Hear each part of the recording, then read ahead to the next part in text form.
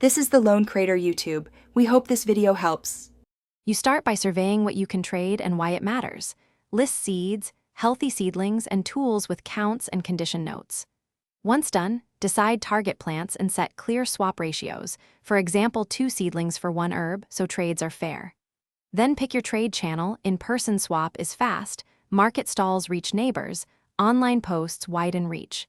Make sure to prepare small labels and photos. This speeds trust and reduces back and forth during first exchanges. You now move into arranging and protecting the actual items. Package seedlings in breathable wraps with a bit of damp paper to keep roots viable, and label each with name and date.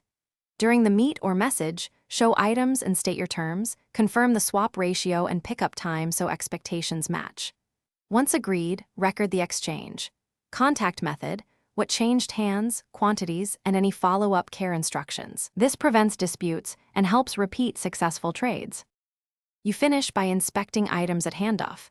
Accept only healthy specimens and politely decline or renegotiate if you see signs of disease. Once home, plant or store items per care notes and share a short aftercare list with your trade partner. Include watering, light, and a 7 to 14-day check plan. If something goes wrong, quarantine suspect plants immediately and document symptoms with photos. This helps identify issues and prevents spread. Communicate findings to the other party to protect both gardens.